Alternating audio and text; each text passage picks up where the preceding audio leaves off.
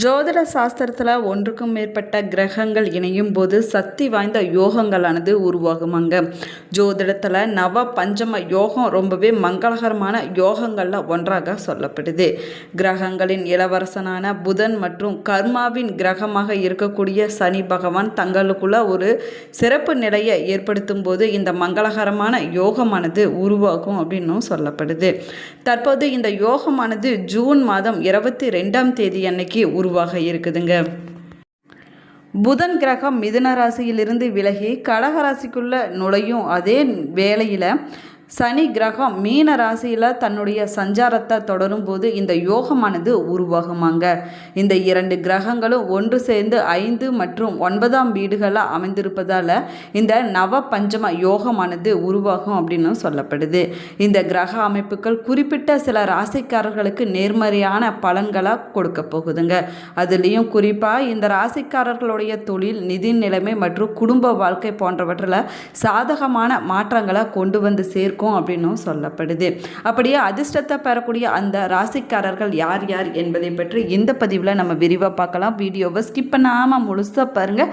நம்ம சேனலை இப்போ தான் ஃபர்ஸ்ட் டைம் பார்க்குறீங்க அப்படின்னா நம்ம சேனலை சப்ஸ்கிரைப் பண்ணலன்னா சப்ஸ்கிரைப் பண்ணிக்கோங்க. கூடவே இருக்கிற பெல் பட்டனையும் ப்ரெஸ் பண்ணிக்கோங்க. வீட்டில் எப்பயுமே சண்டையும் சச்சரவுமாக இருக்குதா? உங்களுக்கு ஒரு விதமான மன அழுத்தமாகவே இருந்து கொண்டு இருக்குதா? திடீர்னு ஒரு பயம் பதட்டம் ஏற்பட்டு கொண்டே இருக்குதா? நீங்கள் செய்யக்கூடிய தொழிலில் சின்ன சின்ன பிரச்சனைகள், இடையூறுகள் ஏற்பட்டு கொண்டே இருக்குதா? இது போன்ற பிரச்சனைகளுக்கு இந்த வீடியோவுக்கு கீழே டிஸ்கிரிப்ஷனில் ஜோதிடரோட வாட்ஸ்அப் நம்பர் கொடுத்துருக்குறேன். இந்த எண்ணுக்கு தொடர்பு கொண்டு பேசி பாருங்கள். உங்கள் பிரச்சனைகளுக்கு சரியான தீர்வு கிடைக்குங்க. வாங்க வீடியோக்குள்ளே போகலாம். நீங்கள் 12 ராசியில் எந்த ராசிக்காரர் என்பதையும் உங்களுடைய நட்சத்திரம் என்ன என்பதையும் மறக்காமல் கமெண்ட் பாக்ஸில் கமெண்ட் பண்ணுங்கள். 12 ராசியில் 2வதாக வரக்கூடிய ராசி ரிஷப ராசியாகும். இந்த ரிஷப ராசிக்காரங்களுக்கு இந்த நவ பஞ்சம யோகமானது சிறப்பான நன்மைகளை உங்களுடைய வாழ்க்கையில் கொண்டு வந்து சேர்க்க போகுது. இந்த யோகம் உங்களுடைய குடும்ப வாழ்க்கையில் மகிழ்ச்சியை கொடுக்க போகுதுங்க. தொழில் வளர்ச்சியில் புதிய வாய்ப்புகளை கொண்டு வந்து சேர்க்க போகுது. உங்களுடைய தொழிலில் நல்ல ஒரு முன்னேற்றமானது கிடைக்க போகுது. அதே போல் கடந்த சில மாதமாக நீங்கள் செஞ்சுட்டு வந்த முயற்சிகளுக்கு கடைசியாக நீங்கள் எதிர்பார்த்த பலனானது இனி வரக்கூடிய காலகட்டத்தில் கிடைக்க போகுதுங்க. நீங்கள் வேலையில் இருந்தீங்க அப்படின்னா உங்களுடைய வேலையில் நல்ல முன்னேற்றமானது கிடைக்க போகுது. அங்கீகாரம் பெறுவதற்கான காலகட்டமாகவும் அமைஞ்சிருக்குதுங்க. வியாபாரிகள் உங்களுடைய வியாபாரத்தில் நீங்கள் எதிர்பார்த்த லாபமானது இனி வரக்கூடிய காலகட்டத்தில் கிடைக்க போகுது. புதிய வேலை தேடிக்கொண்டு இருக்கக்கூடியவங்களுக்கு இந்த பயிற்சியால் நல்ல வேலை வாய்ப்பானது கிடைக்க போகுதுங்க. அதே போல் உங்களுடைய திறமைக்கேற்ற வேலையும் கிடைக்கக்கூடிய நேரமாகவும் அமைஞ்சிருக்குது. உங்களுடைய முன்னேற்றத்தில் இதுவரைக்கும் இருந்துட்டு வந்த தடைகள் அனைத்துமே விலகக்கூடிய நேரமாகும். நீண்ட காலமாக நிலுவையில் இருந்த வேலைகளை இப்போது வெற்றிகரமாக செஞ்சு முடிப்பீங்க. இது உங்களுக்கு மன அமைதியை கொடுக்குங்க. உங்களுடைய திறமையில் நீங்கள் கவனம் செலுத்துவது நன்மையை கொடுக்கும். உங்களுடைய தொழிலில் இல்லைன்னா தனிப்பட்ட இலக்குகளை அடைய நீங்கள் சாதகமான நேரத்தை சரியான முறையில் நீங்கள் பயன்படுத்தி கொண்டீங்க அப்படின்னா உங்களுடைய வாழ்க்கையில் நல்ல முன்னேற்றமும் வெற்றியும் கிடைக்கக்கூடிய நேரமாகவும் அமைஞ்சிருக்குது. மிதுன ராசிக்காரங்களுக்கு செல்வம் மற்றும் நிதி விவகாரங்களை குறிக்கக்கூடிய உங்களுடைய 2ஆம் வீட்டில் புதன் சஞ்சரிக்க இருக்கிறாரு. அதே நேரத்தில் தொழில் மற்றும் வேலையில் 10ஆம் வீட்டில் சனி பகவான் நிலை பெற்றிருக்கிறாரு. இந்த கிரக அமைப்பின் காரணமாக இந்த காலகட்டத்தில் உங்களுக்கு அதிர்ஷ்டமானது சாதகமான பலனை பெற்றுக் கொடுக்க போகுது. அதுலேயும் குறிப்பாக பார்த்தீங்க அப்படின்னா பூர்வீக சொத்து, பங்கு சந்தை போன்ற முதலீடுகள் செய்வதனால நிதி ஆதாயங்களானது இனி வரக்கூடிய காலகட்டத்தில் உங்களுக்கு கிடைக்க போகுது. நீண்ட காலமாக உங்களை துன்பப்படுத்திட்டு வந்த பிரச்சனைகள் அனைத்துமே முடிவுக்கு வரக்கூடிய நேரமாகவும் அமைஞ்சிருக்குது. மேலுமே பல்வேறு வேலைகளை செஞ்சு அதில் வெற்றியும் பெறக்கூடிய காலகட்டமாகவும் அமைஞ்சிருக்குதுங்க. அதிர்ஷ்டம் உங்களுக்கு சாதகமாக இருப்பதனால உங்களுடைய தனிப்பட்ட வாழ்க்கையிலும் மகிழ்ச்சியானது அதிகரிக்க போகுது. இந்த காலகட்டத்தில் உங்களுடைய ஆரோக்கியமானது சிறப்பாக இருக்க போகுதுங்க.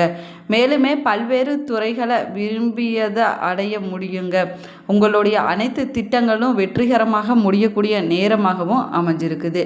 விருச்சிக ராசிக்காரங்களுக்கு இந்த நவ பஞ்சம யோகமானது நீங்கள் எதிர்பாராத நன்மைகளை உங்களுடைய வாழ்க்கையில் தரப்போகுதுங்க.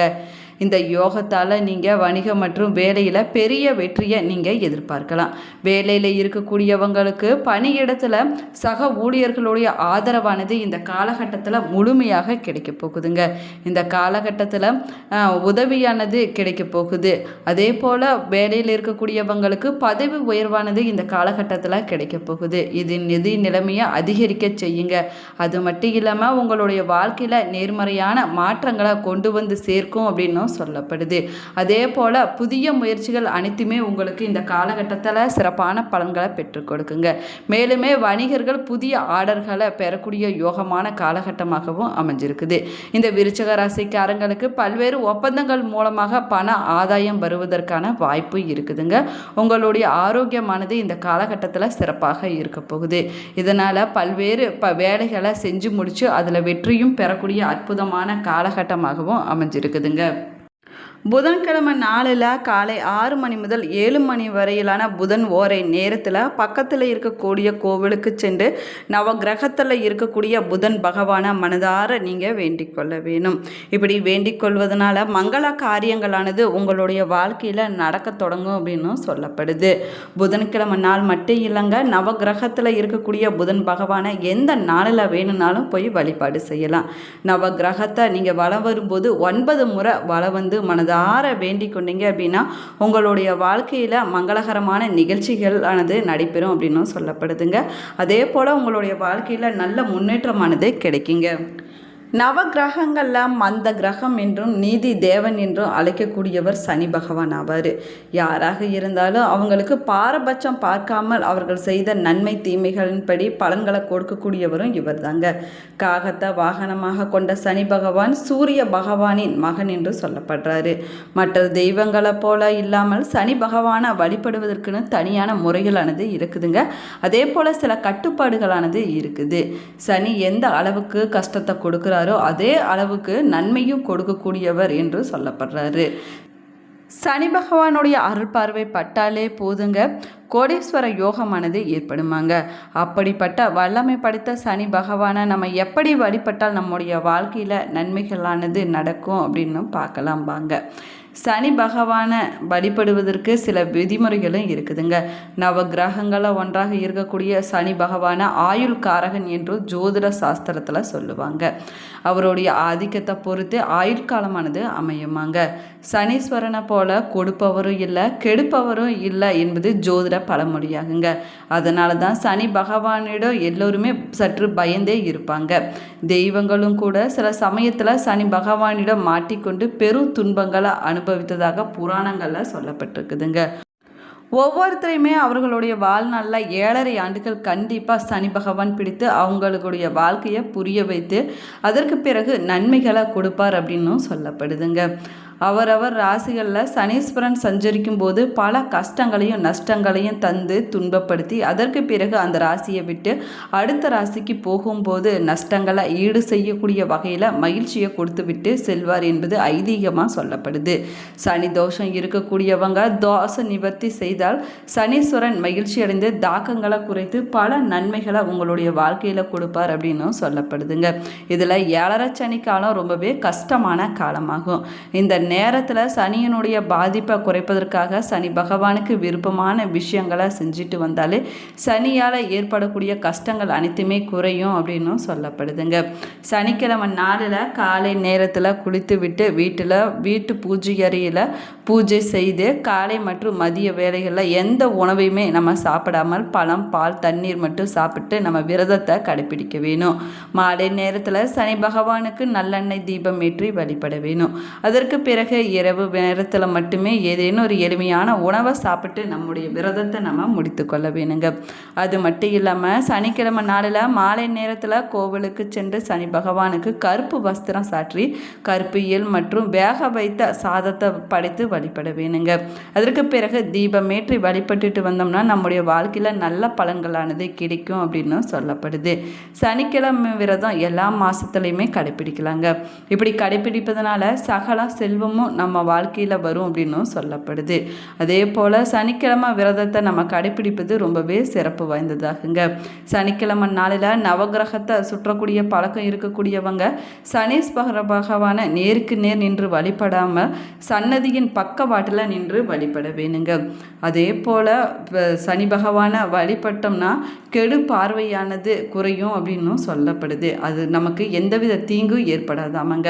மேலுமே 7.5 சனி, பாதச்சனி, ஜென்மச்சனி, அஷ்டமச்சனி நடக்கி வரக்கூடிய பட்சத்தில் பாதிக்கப்பட்டவங்க சனி பகவானை 27 முறை வலம் வந்து எல்விளக்கு ஏற்றி வழிபட்டுட்டு வந்தீங்கன்னா சனி பகவானுடைய தாக்கமானது குறைந்து வரக்கூடிய ஆபத்துக்களானது விலகும் அப்படின்னு ஐதீகமாக சொல்லப்படுது. நீங்கள் தினமுமே காகத்துக்கு சாதம் வைத்துட்டு வருவது ரொம்பவே நல்லதுங்க. அதுலேயும் குறிப்பாக எள் கலந்த சாதத்தை உணவாக வைத்து வழிபட்டீங்க அப்படின்னா சனி தோஷத்தினுடைய பாதிப்புகளானது குறையும் அப்படின்னும் சொல்லப்படுது. Thank you friends.